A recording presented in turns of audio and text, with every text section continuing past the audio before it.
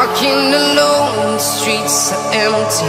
The only thing I can see is my own silhouette.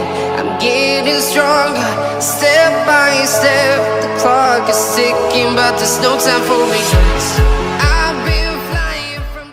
Bonjour et bienvenue amis téléspectateurs de Amani TV. C'est reparti dans ce journal consacré à la Coupe du Monde. Adja, bonjour. Bonjour Abdoulaye et bonjour chers téléspectateurs d'Amani TV, la télé de l'Afrique. Merci Adja. Donc avant tout, nous allons d'abord voir les scores des matchs qui se sont déroulés avec cette Coupe du Monde, les derniers matchs. Exactement Abdoulaye, donc les Pays-Bas et l'Équateur ont terminé avec un match nul, un but partout.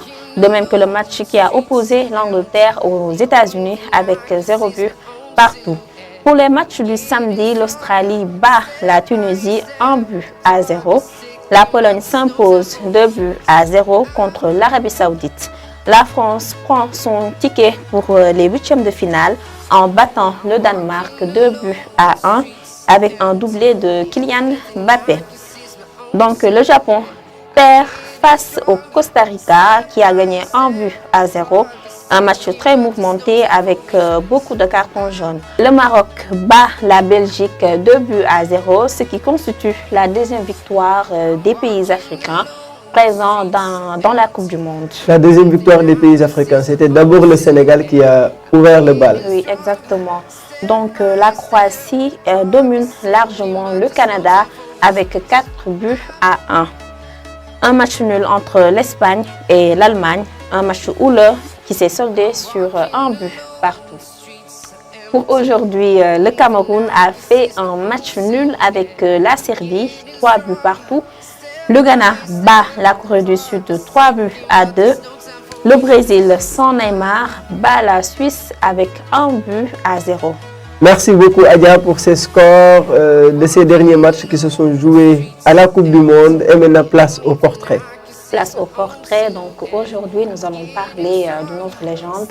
Il s'agit de Georges Weah. Georges Weah. Oui, donc sa corpulence, son gabarit imposant et sa technique inégalable en tant qu'attaquant ont fait de lui l'un des meilleurs joueurs africains de l'histoire du ballon rond. Mr. George, comme il se fait appeler, est né le 1er octobre 1966 à Monrovia, au Libéria. Sa carrière de footballeur est riche. Il est le premier joueur non européen à remporter en 1995 le Ballon d'Or et naturellement le premier pour une nation africaine et le deuxième du continent africain après Eusebio.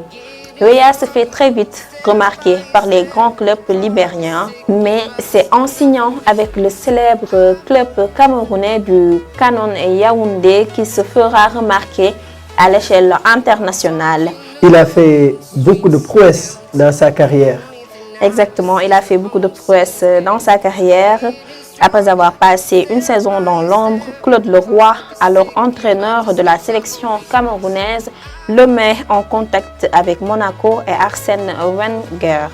C'est ainsi qu'il est recruté par le club de la Principauté où il s'impose très vite comme un des avant-centres les plus doués de la génération. Weah remporte une Coupe de France et dispute aussi une finale de Coupe de France ainsi qu'une finale de coupe contre le Werder Bremen à Lisbonne en 1992 à la pointe d'une équipe folle. Et c'est comme s'il s'inscrivait dans l'histoire du ballon rond, aussi bien en Afrique qu'au niveau mondial. Exactement. Donc ensuite il file au Paris Saint-Germain en 1992 et se fait connaître sur tout le vieux continent au travers des coupes européennes. Il passera par plusieurs clubs, le Paris Saint-Germain, Milan, Monaco, entre autres. Tous ces clubs vont servir de marchepied aux Libériens qui franchit aussi un palier supplémentaire. Mr. George va marquer les esprits avec son talent incontesté. Le 23 novembre 1994, contre le club allemand, il inscrit un but somptueux qui met en valeur son formidable dosage de force physique et de justesse technique.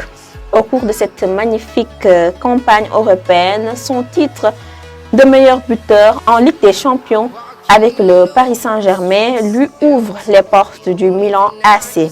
Mr. George s'est aussi essayé à plusieurs reprises en politique en devenant candidat pour la première fois à l'élection présidentielle libérienne en 2005. Une première tentative qui échoue au second tour du scrutin présidentiel face à Ellen Johnson.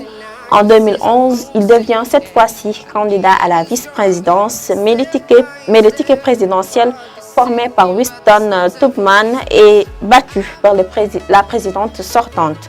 Il réussit cependant à se faire élire sénateur lors des élections sénatoriales de 2014. Mais finalement, ses efforts finiront par payer car à l'issue du second tour de l'élection présidentielle de 2017, il est élu président du Libéria.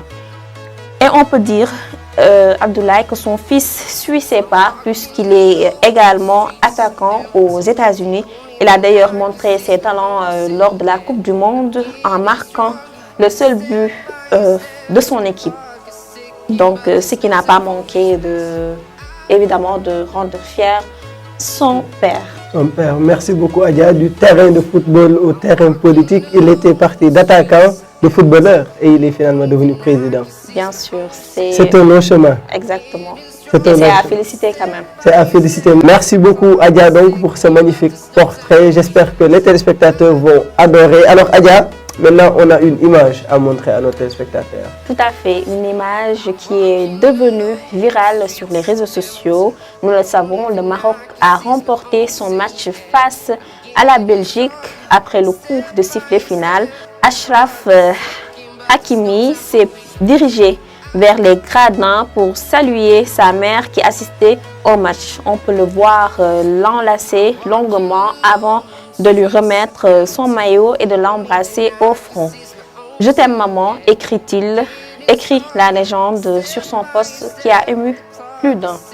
C'est une belle image, une très belle image. Merci beaucoup Adja. Merci Abdoulaye. Merci à vous aussi qui nous suivez sur Amani TV, la chaîne de l'Afrique. On vous donne rendez-vous demain pour un autre numéro de ce journal consacré à la Coupe du Monde.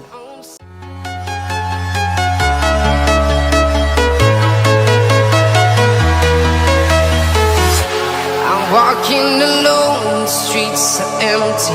The only thing I can see is my own silhouette.